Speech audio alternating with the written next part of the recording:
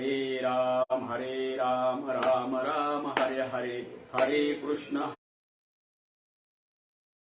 कृष्ण ग्रंथराजाने अर्जुनाला भक्तियोग सांगितला. 11व्या अध्यायामध्ये विश्वरूप दर्शन दिलं आणि विश्वरूप दर्शन दिल्यानंतर अर्जुनानं देवाला प्रश्न विचारला, देवा एवं सततयुक्ताये भक्ता स्वाम पर्युपासते. जगतामध्ये तुझे अनंत प्रकारचे भक्त आहेत, मग त्यापैकी तुला आवडणारे भक्त कोणते? मग देव म्हणतात, मला अशा प्रकारचे भक्त आवडतात. माझ्या अगोदरच्या वक्त्यांनी आणखी त्या श्लोकाचं त्या भक्ताचं लक्षणं आपल्या पुढे सांगितलेली आहेत.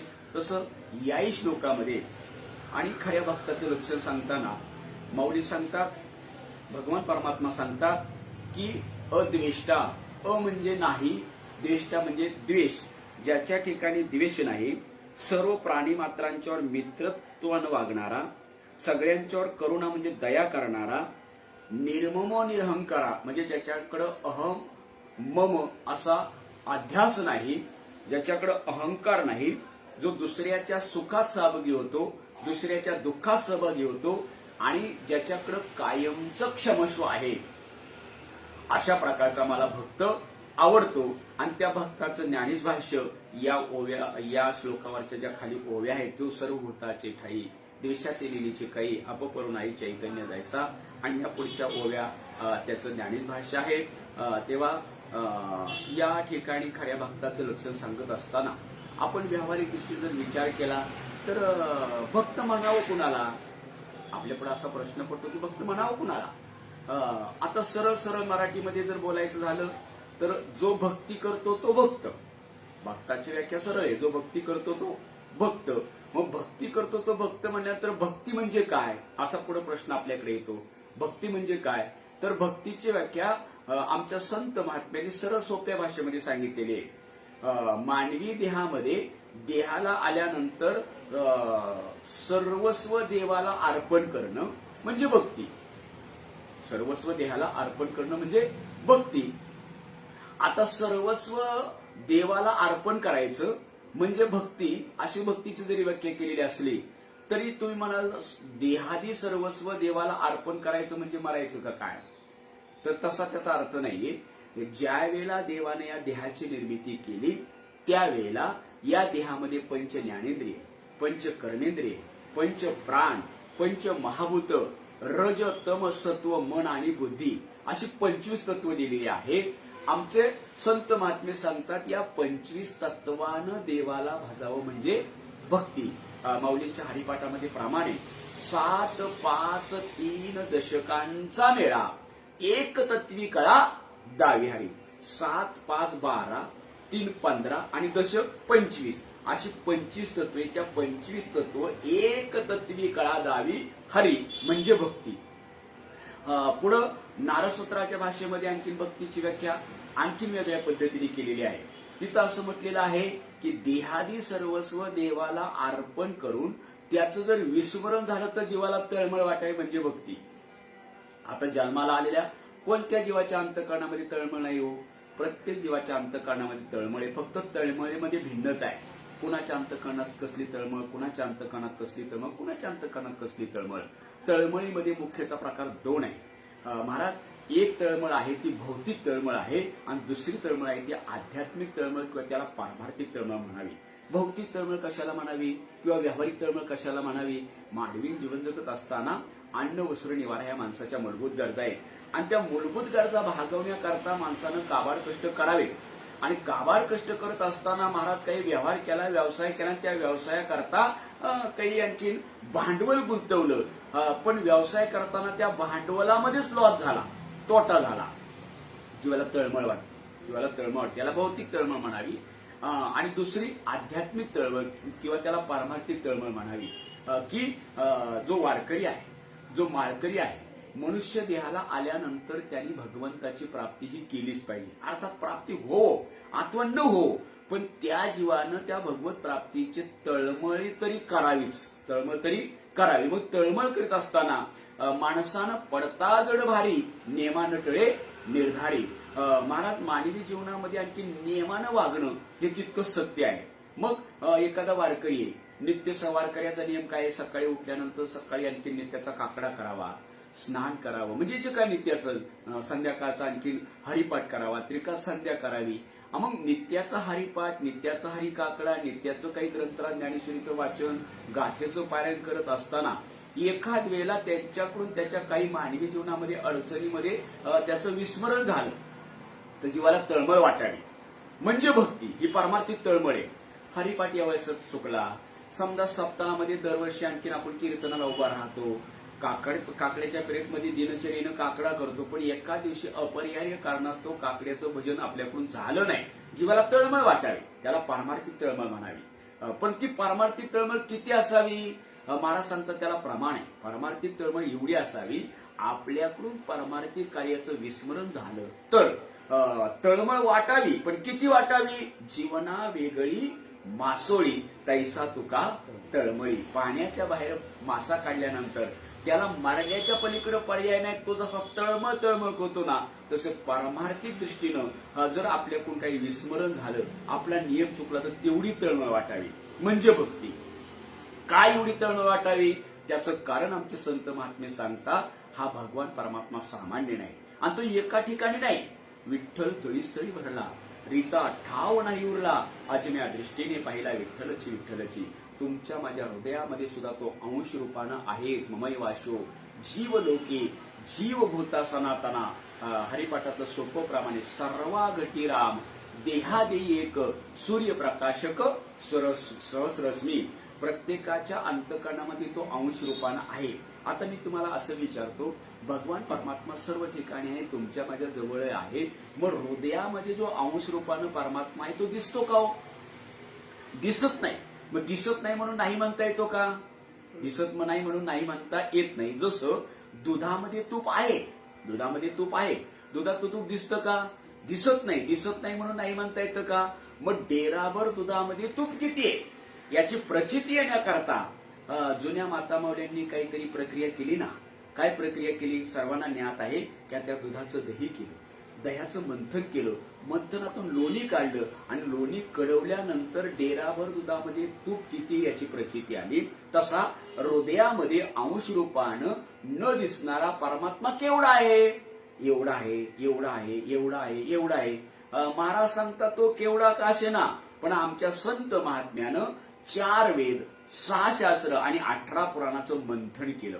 4 वेदी जाण 6 शास्त्री कारण 18 पुराण हरिशी गाती. पण कधी? मंथोनी नवनीता तैसे घे अनंता. मंथनानं आणखी तो परमात्मा आकाराला आणला. आता मी तुम्हाला असं विचारतो की डेराभर दुधाची प्रचिती येण्याकरता जुन्या माता माऊल्यांनी मंथन केलं, दह्याचं मंथन केलं आणि तुपाची प्रचिती आणली. पण ते मंथन करण्याकरता पूर्वी काहीतरी साधन वापरलं असेल ना. काय साधन वापरलं? आपल्या भाषेमध्ये आपण रवी म्हणतो नाही का, किंवा पूर्वीच्या भाषेमध्ये त्याला माटला म्हणायची, असं मोठ्या प्रमाणात असायचं, त्याला माटला म्हणायची. त्या माटल्यानं किंवा त्या रवीनं घोसळण केलं, मग ते तुपाची प्रचिती आली, लोणी निघालं, तुपाची प्रचिती आली. तसं मग आता त्यांनी रवी हे साधन वापरलं जुन्या माता माऊल्यांनी. मग हा भगवान परमात्मा केवढा आहे हा प्रचित येण्याकरता आमच्या संत महात्म्यांनी 4 वेदाचं 6 शास्त्राचं 18 पुराणाचं मंथन केलं. त्याला काहीतरी साधन वापरलंच असेल ना. मग कुठलं साधन वापरलं? आमचे संत महात्मे म्हणतात, आमच्या संत महात्म्यानं 4 वेद 6 शास्त्र आणि 18 पुराणाचं मंथन करण्याकरता साधन वापरलं. त्या साधनाचं नाव आहे भक्ती. भक्तिरूपी रवीनं ते घुसळण केलं आणि तो परमात्मा आकाराला आणला. ज्या वेळेला जो दिसत नव्हता तेव्हा तो निर्गुण होता, आकाराला आणला तेव्हा तो सगुण झाला. म्हणजे संत महात्म्याच्या दृष्टिकोनातून भगवान परमात्म्याची मुख्य रूप 2 झाली. एक निर्गुण परमात्मा, दिसत नाही पण सत्य आहे, आणि दुसरा सगुण परमात्मा की जो निर्गुण अवस्था सोडतो आणि भक्ता करता आवडे हे रूप गोजिरे सगुण, पाहता लोचन सुखावडे, सगुण स्वरूपाला आला.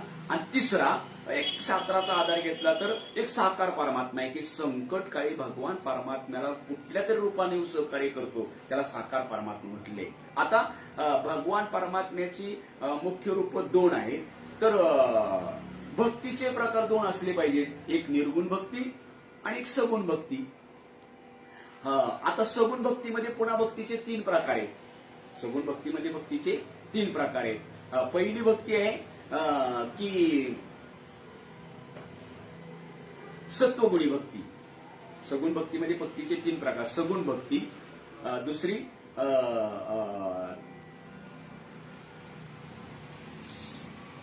भक्तीचे 3 प्रकार सांगत होतो मी. पहिली भक्ती सत्वगुणी भक्ती, दुसरी भक्ती रजगुणी भक्ती आणि तिसरी भक्ती तमगुणी भक्ती. आता सत्वगुणी भक्ती कशाला म्हणावी? केवळ भगवंताच्या प्राप्तीकरता जी भक्ती केली जाते. नीट आहे का? केवळ भगवंताच्या प्राप्तीकरता जी भक्ती केली जाते त्याला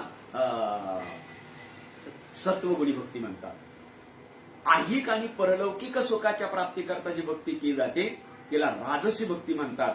आणि केवळ दुसऱ्याचा नाश करण्याकरता जी भक्ती केली जाते त्याला तामसी भक्ती म्हणतात. आणि ही भक्ती बहुतांश आपल्या ग्रामीण भागात अमावस्या पौर्णिमेला चालते. सगळ्यांनी ते पाहून घ्या, आपल्याला त्याच्याशी काही घेणं देणं नाही.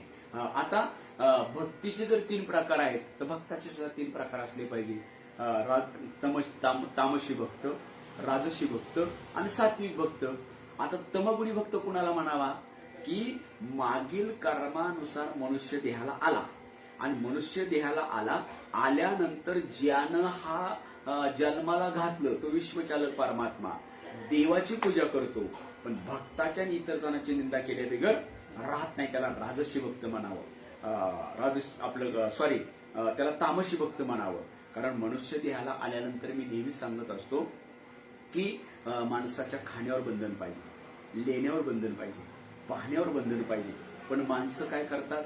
माणसाच्या जन्माला आल्यानंतर खाऊ नये ते खातात, लिहू नये ते लिहितात, पाहू नये ते पाहतात. माणूसपणाची त्यानं लाजच सांडलेली असते. नामदेव महाराजांचे एक प्रमाणे गेले याचे माणूस पण येणे सांडलेली लाज, किंवा भागवतकरांचा एक पुरावा आहे. पावोन या मनुष्यपणा जो न साधेल ब्रह्मज्ञाना तो लांडा गर्दब जाना पुच्छे विना दो पाहिजे. तो माणसाच्या जन्माला येतो पण माणसासारखं वागत नाही, पशुसारखा वागतो. त्याला तमगुणी भक्त म्हणावा. तमगुणी भक्त म्हणावा. वास्तविक पाहता माणसाच्या जन्माला आल्यानंतर मी कधी कधी बोलून जातो तुकोबायांचं प्रमाण युक्त आहार विहार नेम इंद्रियाशी सार नसावी बासर निद्रा बहु भाषण, पण यातलं काहीच करत नाही. त्याला तामसी भक्त म्हणावा. राजसी भक्त कुणाला म्हणावा?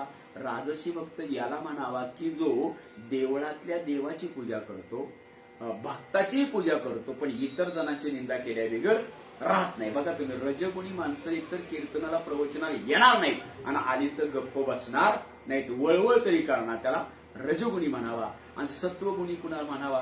की कर्तृत्वाचा अंबद आणि फलस्वाद याचा राश केल्यानंतर जी नैष्कर्म स्थिती त्याला परमानंदाची प्राप्ती म्हणतात. माऊलींच्या भाषेमध्ये बोलायचं झालं तर ज्या मनुष्य जीवानं जे उचित कर्म सांगितली मग नैष्कर्म होऊ पाहती परी कर्मेंद्रिया प्रवृत्ती निरोधनी वेदाने ठरवून दिलेली कर्म करतो आणि भगवान परमात्म्याच्या स्वस्वरूप जण जाणतो अशा उच्चस्थ स्थितीला आयुष्यामध्ये भगवत भक्तीचं साधन करतो आणि सत स्वरूपाची पदवी प्राप्त करून घेतो. अशा उच्चस्थ स्थितीला गेलेल्या भक्ताला जरी विचारलं की तुला जगतामध्ये नेमकं दिसतं काय, तो म्हणतो जे जे भेटे भूत तो ते मानिजे भगवंत हाची भक्ती योग निश्चिंत जाण माझा. हे जगत, या जगतामध्ये असणारा देवसत्य जगत मिथ्या आहे. मला तुम्ही राहता कुठं त्या भक्ताला जरी विचारलं ना, तो म्हणतो ही विश्वची माझी घर आयशी मती जायची स्थिर किंबहुना चराचर आपण झाला. किंवा तुला जगतामध्ये नेमकं दिसतं काय, अशा उच्चस्थ स्थितीला गेलेल्या भक्ताला विचारलं तर तो म्हणतो जनी वणी अवघा देव वासनेचा पुसावा ठाव मग ओळगा तो वासुदेवाईसा मणी वसुदेवा भावगा. अशी ज्याची स्थिती झालेली आहे ना, तो सत्वगुणी भक्त. आता व्यावहारिक दृष्टीनं भक्तीचे आणि भक्ताचे 3 प्रकार मी माझ्या अल्पमती प्रमाणे आपल्या पुढे मांडले. पण भगवद्गीतेमध्ये भगवंतानं अर्जुनाला बोध करताना महाराज आणखीन भक्ताचे प्रकार 4 सांगितले. अर्थो, जिज्ञासू, अर्थार्थी, ज्ञानीचे भरतर्षभ असे 4 प्रकार सांगितले. पहिला भक्त गीतेमध्ये सांगितला अर्थभक्त. आता अर्थभक्त कुणाला म्हणावा? त्याला इच्छा भक्त म्हटलेले की एखाद्या वेळेला भक्ती करत असताना भक्तावर संकट आलं त्या संकटातून निवारण करण्याकरता भगवान परमात्मा त्याला सहकार्य करतो. उदाहरणाने बोलायचं झालं तर द्रौपदीवर सत्वहरणाचं संकट आलं. प्रमाणे त्याचं द्रौपदीच्या अंती साकडी सवेशी करिता उघडी, म्या निजांग घालून एवढी वस्त्रांच्या कोडी परविल्या. द्रौपदीवर वस्त्रहरणाचं संकट आलं. काय झालं? कौरव पांडवांच्या मध्ये दूतकर्म खेळलं गेलं. हे त्या सगळ्यांना माहिती आहे. आता वास्तविक पाहता पांडवांनी ते खेळायला नव्हतं पाहिजे होतं, पण संगती संगदोषा खेळले आणि खेळल्यानंतर त्याच्यामध्ये पांडव हरले. सगळी संपत्ती पणाला लावली पण ते हरले. सरते शेवटी द्रौपदीला पणाला लावली आणि ती सुद्धा आणखी कौरवानं जिंकली. आणि जिंकल्यानंतर एक दिवस कौरव पांडवांच्या सभा एकत्र बसलेली असताना, द्रौपदी अशी पांडवांच्या बाजूला बसलेली असताना त्या दुर्योधनानं दुःशासनाला सांगितलं, दुःशासना, आता तसे तर दुर्योधन दुःशासन ही नावं अतिशय चांगली आहेत, फक्त कर्म वाईट आहे. आणि कर्म वाईट असल्यामुळे आज कलियुगामध्ये आपल्या मुलांची नावं कोणी ठेवत नाही. नाही तर कोणीतरी ठेवायला पाहिजे होतं दुर्योधन एखाद्याचं मुलाचं नाव दुःशासन, पण नाही ठेवत, कारण कर्म वाईट ना. तसं त्या दुर्योधनानं दुःशासनाला सांगितलं, दुःशासना, त्या द्रौपदीला जाऊन सांग, आता तू पांडवांच्या बाजूला बसायचं नाही, तू आता पांडवांची राहिली नाही, तुला दूतकर्मामध्ये आम्ही जिंकलेली, तिथून पांडवांच्या बाजूची उठ आणि दुर्योधनाच्या मांडी शेजारी जाऊन बस. आता दुःशासनाला काय दुर्योधनानं सांगितलं, द्रौपदी जवळ गेला. द्रौपदीला म्हणा, द्रौपदी, तुम्ही आता पांडवांच्या राहिल्या नाहीत, तुम्ही आता पांडवांच्या बाजूच्या उठा आणि दुर्योधनाच्या मांडी शेजारी बसा. त्यावेळी ती द्रौपदी होती, महाराज महान पतिव्रता होती ती महाराज. आणि मग ती म्हटली, अरे त्या दुष्टाच्या मांडी शेजारी मी बसणार नाही. एकाच वेळेला माझ्या भीमाची गदा त्याच्या मांडीवर टाकेल, त्याचा मांडीचं रक्त काढेल आणि त्या रक्ताचा मी टिळा लावेल, पण दुष्टाच्या मांडी शेजारी मी बसणार नाही. द्रौपदीनं आणखी नकार दिला. नकार दिल्यानंतर दुर्योधनाला राग आला आणि दुर्योधनाला राग आला आणि इतका रागानं गरम झाला दुर्योधन, इतका रागानं गरम झाला, इतका रागानं गरम झाला. बरं झालं त्यावेळी पेटला नाही, म्हणजे पुढचा इतिहास तसंच राहिला असता. विनोद सोडून द्या. सांगण्याचा माझा भाग असा की हे दुःशासना, ती आपली अवहेलना करते, एक काम कर, घर घे तिला भर सभेमध्ये ओढी आणि भर सभेमध्ये आणखीन वस्त्रहरण कर. आणि मग दुःशासनानं द्रौपदीला भर सभेमध्ये ओढीत घेतलं आणि दुर्योधनाच्या म्हणण्याप्रमाणे वस्त्रहरण करायला सुरुवात केली. आता एवढ्या मोठ्या संकटामध्ये आता आपल्याला सोडवणारा इथं कोणी आहे का? म्हणून द्रौपदीने सगळीकडे नजर टाकली. बरं, ती सभा काय सामान्याची होती का? महाराज भीष्माचार्य, द्रोणाचार्य, कृपाचार्य, अश्वत्थामा, 5 पांडव अशा मोठ्यांची सभा होती ती. आणि त्या सभेकडे सगळ्यांक पाहिलं, पण कोणाची हिंमत होईना उठ्याना. आणि त्यावेळी म्हणतात वा की तो भीम गदा घेऊन उठला, पण भीष्माचार्यानं सांगितलं की भीमा, आपण दूतकर्मात हारलोय, आपलं काही काम राहिलं नाही. आणि मग मात्र द्रौपदीच्या लक्षात आलं की आता एवढ्या सभेमध्ये आपल्याला या संकटातून वाचवणार करता कोणी राहिलेलं नाही. आणि म्हणून तिनं लज्जा रक्षणाकरता एक हात निर्यांना धरला आणि एक हात वर केला आणि विश्वचलक भगवान परमात्म्याचा धावा करू लागली. कोठे गुंतलाशी द्वारकेच्या राया, वेड कासकया लावेला. आणि मग धावा करत असताना महाराज देवाच्या कानावरती हारी गेली. पण आम्ही भक्तीची व्याख्या मगाशी आपल्या पुढे बोलून गेलो की देहादी सर्वस्व देवाला अर्पण करणं म्हणजे भक्ती. देवाला वाटलं लाज राखण्याकरता याच्या मनगटामध्ये जर ताकद आहे, मला कशाला बोलवते, देव काही येईना. इकडं असंही झालं, आता काही बरी गत्या नाही, आता माझं वस्त्रहरणच होतंय आणि मग माझी लाज जगासमोर दिसते. इतक्या अनावर झाल्यानंतर मग मात्र द्रौपदीनं काय केलं, लाज राखण्याकरता एक हात जो निर्याला धरला होता तो सोडून दिला आणि दोन्ही हात वर केले आणि दोन्ही हाताने भगवान परमात्माचा धावा केला. देवा, देव कृपा करील मज, काय लाज राखील, देवा तुम्ही माझ्यावर कृपा करा अथवा करू नका, माझी लाज राखा अथवा राखू नका, सर्वस्व देवाला अर्पण केलं. तुका म्हणे घालू तयावरी भार, वाहू हा संसार देवापै, सर्वस्व देवाला अर्पण केल्याबरोबर वाऱ्याच्या वेगानं देव तिथं आले आणि काय लुगडी पुरवली नाही, नुसती लुगडीच देव झाली. सांगण्याचा माझा भाग काय, गीतेमध्ये पहिल्या क्रमांकाचा भक्त, इच्छा भक्त, अर्थ भक्त त्याला म्हटलेले.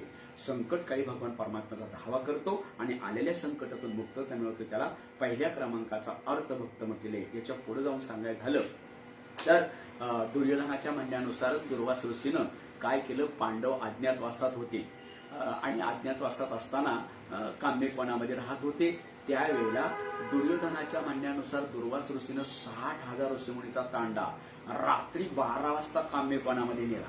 बरं का, काम्यपणामध्ये नेला आणि द्रौपदीच्या पर्णकुटीजवळ गेला आणि द्रौपदीला हारी मारली. द्रौपदीनं त्या पर्णकुटीच्या तो दरवाजा उघडून पाहिलं तर 60,000 ऋषीमुनींचा तांडा रात्री 12 वाजता. गुरुजी नमस्कार वगैरे केला. गुरुजी येण्याचं कारण विचारलं. त्यांनी सांगितलं आम्हाला इच्छा भोजन पाहिजे.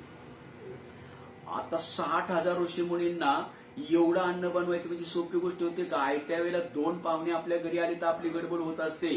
60,000 ऋषी, बरं एका एकाला एक खंडी अन्न लागायचं होतं.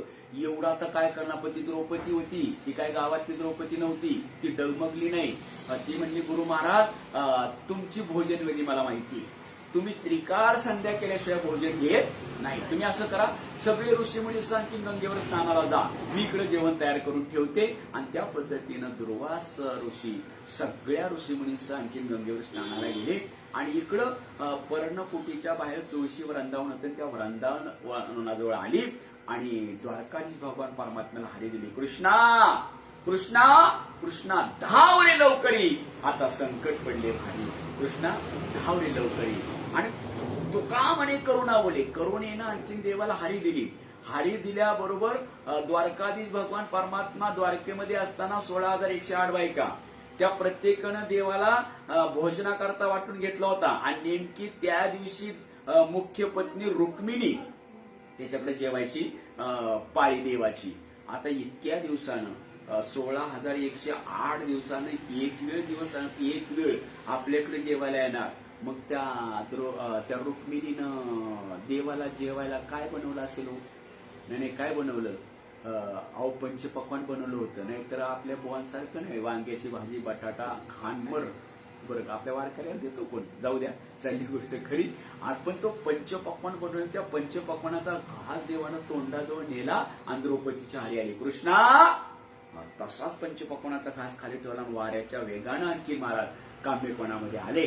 आणि काम्यपणामध्ये आल्यानंतर द्रौपदीला म्हणजे द्रौपदी हे बघ, तुझी हारी ऐकल्याबरोबर तोंडाजवळ नेलेला घास खाली ठेवला. मला इतकी भूक लागली, तुझं काय काम आहे ते मला बाजूला ठेव, मला ते सांगू नको, पहिलं मला काहीतरी खायला दे. द्रौपदी म्हणली हान माझं कपाळ, कारण ज्याच्याकरता तुला बोलल तेच तू माघारी काही शिल्लक नाही. आणि 60,000 ऋषीमुनी तांडा दुर्वास ऋषी घेऊन आलाय आणि याच्याकरता तुला बोलवले. तो पण म्हणला, देव म्हणले माझा नियम आहे, घेशी देवा देशी, मी घेतल्याशिवाय काही देत नाही, बघ तुझ्याकडे काही असेल तर. आता म्हणले देवा काहीच नाही. पण देवानंच कल्पना केली की अरे तुला जी सूर्यरत्न थाली दिलेली आहे ना, त्या सूर्यरत्न थालीला काही असलं खरकट बिरकट ते मला दे. आणि म्हणून ती सूर्यदत्त थाली पाहिल्याबरोबर आता त्या थालीला एक भाजीचं पान चिटकलेलं होतं.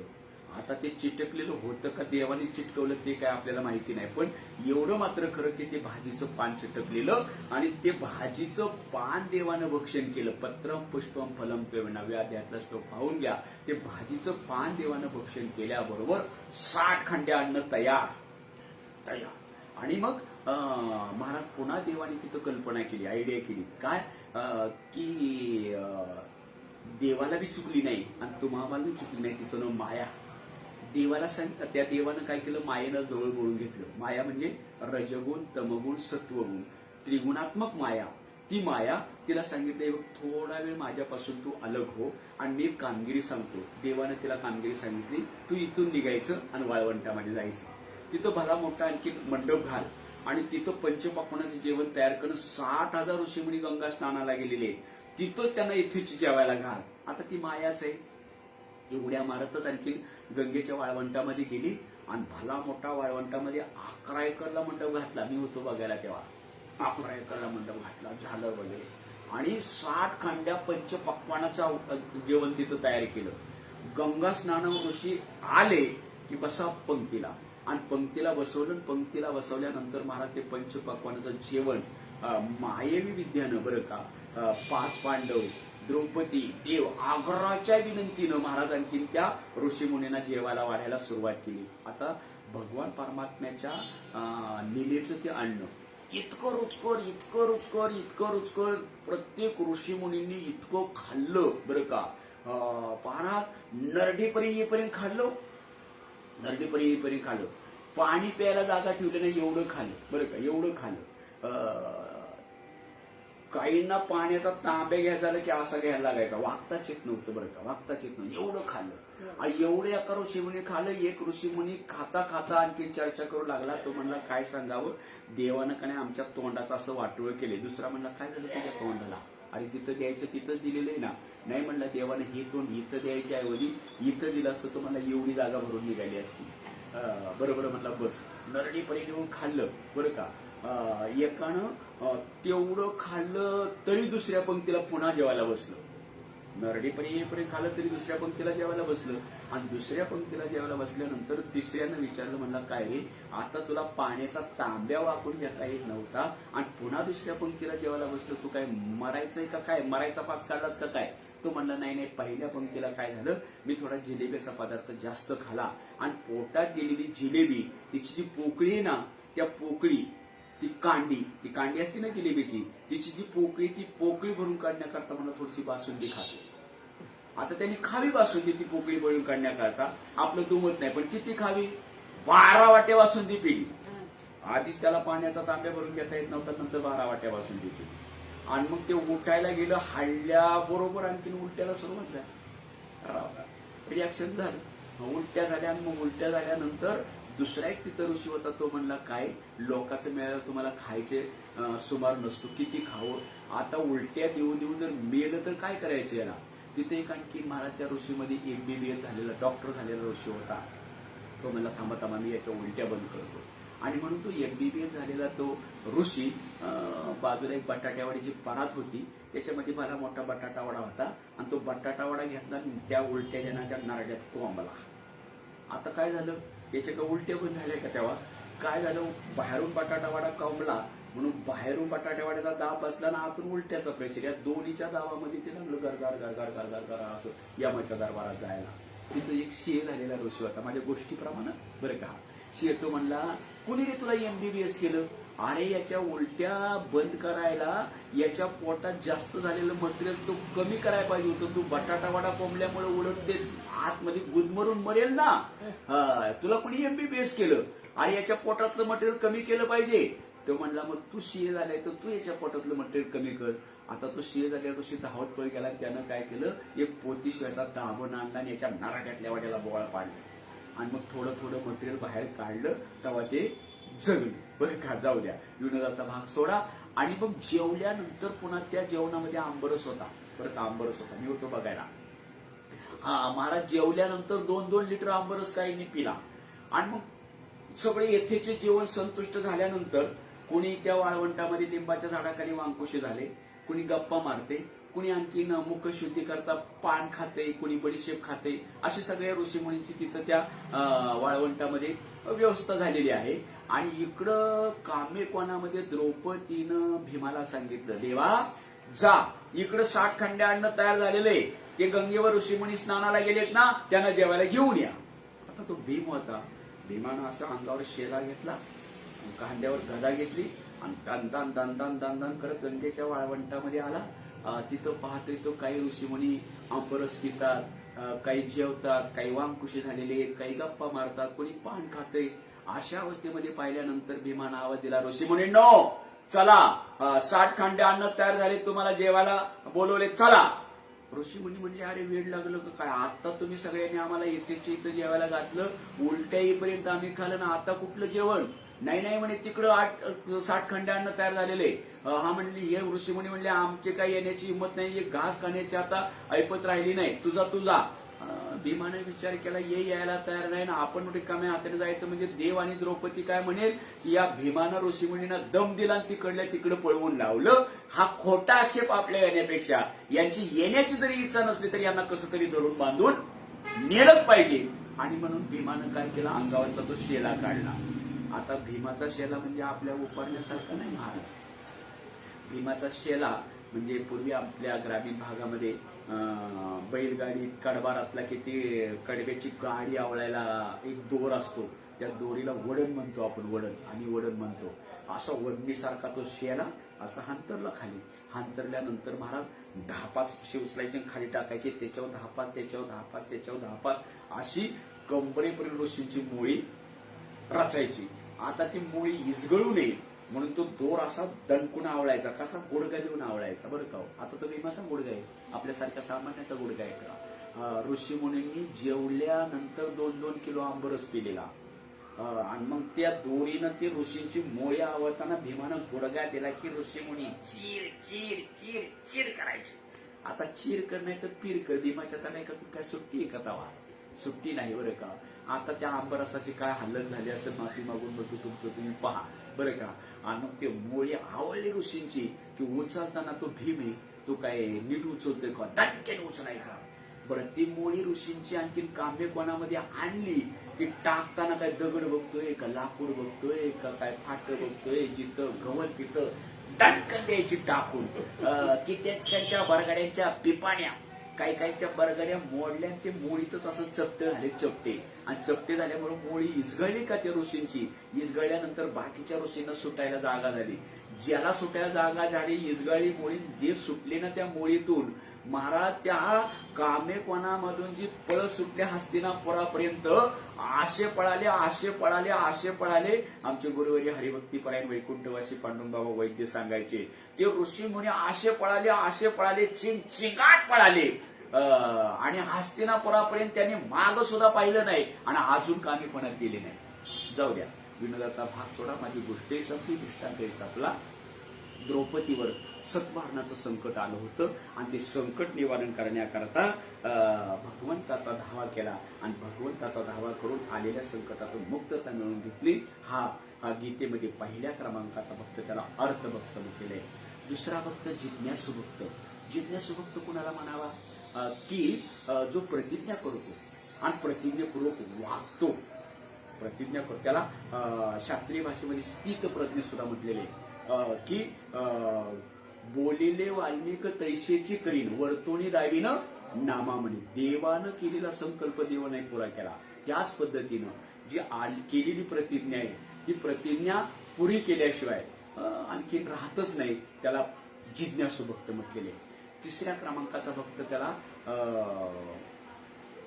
आर्तो जिज्ञासू अर्थार्थी भक्त म्हटलेले. अर्थार्थी भक्त कुणाला म्हणावा की संकटकाळी भगवान परमात्म्याला सहकार्य करतो, पण सहकार्य केल्यानंतर देवाकडून त्याच्या मोबदल्यामध्ये काहीतरी मागून घेतो, त्याला अर्थार्थी भक्त म्हणतात. उदाहरणाने बोलायचं झालं, सुदामा ब्राह्मण दुःखी दरिद्री पिढीला मुष्टी पोळे घेऊन या त्याच्या भेटीला गेलेला, शुद्ध भाव देखोनिया गाव सोनियाचा दिला गा, विठोबाचा धर्म जागो त्याचे चरणी लक्ष लागो, विठोबाचा धर्म जागो त्याचे चरणी लक्ष लागो.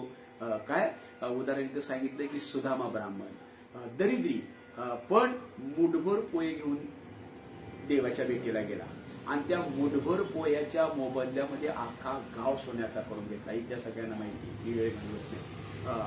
दुसरं उदाहरण सांगायचं झालं तर राम रावणाचं युद्ध झाले आणि राम रावणाच्या युद्धामध्ये प्रभू यशस्वी झाले. पण कुणामुळे झाले हो? एकतर वानर सैन्याने सहकार्य केलं म्हणून प्रमाणे बघा, वानरा हाती लंका घेविली म्हणे तुका.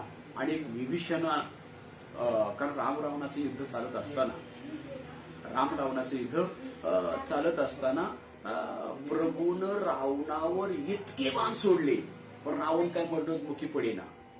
10 तोंडाचा रावण, त्याला 10 तोंड होती, 10 तोंड धडापासून अलग करायचा, तरी ती तोंड पुन्हा जोडायची. काय सामान्य शक्तिशाली असून का होतो रावण, पण आणि मग तो मरणोन्मुखीच पडेना. आणि मग विभीषण शहाणा होता, म्हणती विभीषण शहाणा. विभीषणानं काय केलं होतं की त्या रावणाचे सहकार्य करायच्या ऐवजी त्यानं प्रभूला शरणागती केली होती. कारण त्याला वाटलं होतं की या रावणाबरोबर युद्ध करून अधोगतीला जाण्यापेक्षा प्रभूची शरणागती केली तर माझ्या नश्वर देहाचं कल्याण होईल, म्हणून विभीषण शहाणा म्हटलेले. त्या विभीषणानं शरणागती केली. विभीषणानं सांगितलं की प्रभू तुम्ही कितीही तपाच्या सामर्थ्याचे बाण माझ्या दादाला म्हणजे रावणाला मारले तरी रावण मरणोन्मुखी पडणार नाही, कारण त्याच्या मरणाचं वर्म मलाच माहितीये. आणि कुठल्याही गोष्टीचं वर्म लक्षात यावं लागतं. आणि वर्म जर का चुकलं, जगद्गुरु तुकोबायांचं प्रमाणे चुकल्या वर्म नोहेची कारण केला होईशीन अवघाची. कारण आजारी माणसाला त्या आजारावर इंजेक्शन दिलं तर तो आजार बरा होतो. आजारी एकीकडे इंजेक्शन जर दुसरीकडे दिलं तर देण्याचं वर्म चुकतं ना, देण्याचं वर्म चुकतं. तसं तुम्ही कितीही माझ्या दादाला बाण मारले तरी दादा मरणोन्मुखी पडणार नाही, कारण त्याच्या मरणाचं वर्म मलाच माहितीये. आणि संत महात्मे सुद्धा गुरु परंपरेच्या दृष्टिकोनातून म्हणतात आम्हाला त्या परंपरेचं वर्म ठाऊक पडलं. वर्म ते एक आहे दृढ धरावा भाव, जाणीव नागवन लागोने देतो ठाव, म्हणून संगटाकी शेवी अद्वैत भाव, तुका म्हणे हाची संती मागे केला उपाव, सुखे मी निजलो गा शून्य सारून ते त्रिकूट शिकरी गा दान मिळे आई ते. म्हणून वर्मानं परमार्थ केलेला सत्य राहतो बरं का. आणि मग उच्चस्तर स्थिती त्या साधकाला प्राप्त होत असते. तसं कुठल्याही गोष्टीचं वर्म लक्षात यावं लागतं. आणि म्हणून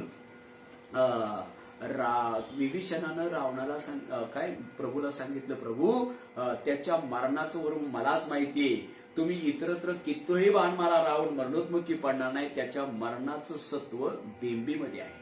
तुम्ही ज्यावेळी तपाच्या सामर्थ्याचा बाण बेंबीमध्ये माराल त्यावेळीच रावण मरणोन्मुखी पडेल. आणि मग विभीषणाचं प्रभूनं म्हणजे रामचंद्र प्रभूनं ऐकलं, देवानं ऐकलं आणि तपाच्या सामर्थ्याचा बाण रावणाच्या बेंबीमध्ये मारला. रावण मरणोन्मुखी पडला, रावण मेला. युद्ध संपलं, युद्ध प्रभूनं जिंकलं. पण कुणामुळे जिंकलं? विभीषणामुळे जिंकलं की नाही. आणि मग युद्ध संपल्यानंतर अयोध्येला परत आल्यानंतर ज्यांनी ज्यांनी देवाला सहकार्य केलं आणि देवाला सहकार्य केल्यानंतर देव कुणाच्याही सहकार्यामध्ये म्हणजे ऋणात राहत नाही. देव कुठल्या ना कुठल्या पद्धतीनं त्या भक्ताचं त्या सहकार्याचं ऋण फेडल्या बिगर राहत नाही. आणि म्हणून ज्यानं मला युद्धामध्ये सहकार्य केलं त्या कुणाला नाही कुणाला काही नाही काही देऊन टाकलं. आणि विभीषणाजवळ घेतलं. विभीषणाला देव म्हणतात, विभीषणा खऱ्या अर्थानं तुमच्यामुळे आम्ही इथून शिकलो. तेव्हा आता तुम्हाला काय पाहिजे? तर विभीषणानं थोडी खाली मान घातली. विभीषण म्हणले, देवा तुम्हाला काय पाहिजे, काय विचारता? आता देवाला वाटलं हा माझ्याकडून काही मागतच नाही. पण तो विभीषण होता, तो म्हणला देवा हे बघ का तुम्हाला द्यायचं झालं तर मग माझी लंका मला परत द्या. म्हणजे झालं. म्हणजे युद्धामध्ये सहकार्य विभीषणानं केलं पण त्याच्या मोबदल्यामध्ये त्याची सोन्याची लंका त्यानं परत मागून घेतली. आणि म्हणून विभीषण केला लंकापती. निळोबरायांचा एक आबणी येश थोरविला मारुती, विभीषण केला लंकापती, अवधार्य देवडी कर्ण हाती कीर्ती दिगंती, फिरविली हो विभीषण केला लंकापती. अंडरलाईन म्हणजे त्यांनी सोन्याची लंका मागून घेतली. म्हणजे युद्धामध्ये सहकार्य केलं पण त्या सहकार्याच्या मोबदल्यामध्ये आणखी त्याची लंका त्यानं मागून घेतली. याला अर्थार्थी भक्त म्हणावा. आणि चौथ्या क्रमांकाचा भक्त राहिला तो म्हणजे ज्ञानी भक्त. ज्ञानी भक्त कुणाला म्हणावं? जे का रंजले गांजले त्याशी म्हणे जो आपुले, तोची साधू ओळखावा देव तेथेची जाणावा.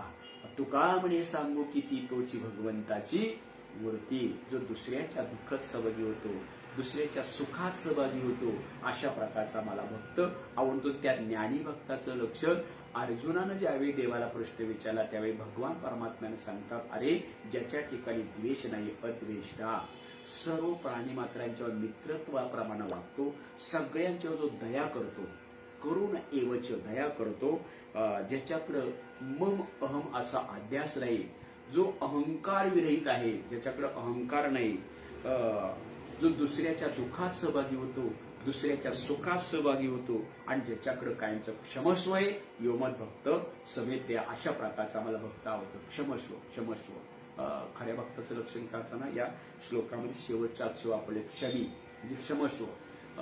क्षमस्वाच्या बाबतीमध्ये उदाहरणाने बोलायचं झालं, काय झालं? अश्वस्थाम्यानं त्या दुर्योधनाला वचन दिलं की 5 पांडवांना मी मारेन, बरं का, 5 पांडवांना मी मारेन आणि त्यांची शिरं तुला आणून देईल. आणि मग तसं वचन दिल्यानंतर काय झालं, संध्याकाळच्या वेळेला द्रौपदीची 5 बालकं अशी पलंगावर झोपलेली होती. आता या दुःशासनाचा गैरसमज आला की पांडव झोपलेले, म्हणून बेसावध असताना तो दुःशासन म्हणजे तो अश्वत्थामा आला आणि द्रौपदीची 5 बालकं झोपली होती ना, त्यांची धडापासून शिरं अलग केली. म्हणजे 5 बालकांना बेसावध असताना मारलं आणि द्रौपदीनं जागृत अवस्थेमध्ये पाहिल्यानंतर 5 बालकं माझ्या रक्ताच्या खारोळ्यात पडलेली आहे. मला सांगा, ज्या मातेकडून आणखी 5 बालकं अशा अवस्थेमध्ये पाहते, त्या मातेला काय सामान्य दुःख झालं असेल का? अहो, एक मुलगा ज्या मातेसमोरून गेला त्या मातेचं दुःख अनावर होत असतं. आईची कळवळ्याची जाती, मुलाविषयी आईचं प्रेम काय असतं आपण नेहमी पाहत असतो. हिची 5 बालकं मारली, तिच्या अंतःकरणामध्ये दुःख एवढं झालं. कुणी मारली तपास लागला की अश्वत्थाम्यानं मारली. आणि मग एक दिवस भीमानं काय केलं, भीमानं त्या अश्वत्थाम्याला पकडला आणि द्रौपदी समोर आणला. द्रौपदी, बघ, या दुष्टानं तुझी 5 बालकं बेसावध असताना मारली, सावध असताना सुद्धा मारली नाही. मग सांग आता द्रौपदी, त्याचा बदला घेण्याकरता भीम म्हणतो याला मी कसा मारू? चिरडून मारू, कापून मारू, का नरड दाबून मारू? त्यावेळी द्रौपदीनं त्याच्याकडे पाहिलं आणि आपल्या पतीला भीमराजाला म्हणते, भीमा, नका मारू याला मारू नका. का मारू नका? अगं, तुझी 5 बालकं बेसावध असताना मारली. ठीक आहे म्हणली, 5 बालकं माझी मारली, मला दुःख डोंगरा एवढं पर्वता एवढं झालेलं आहे, माझं दुःख अंतःकरणात साठवता मला येत नाही.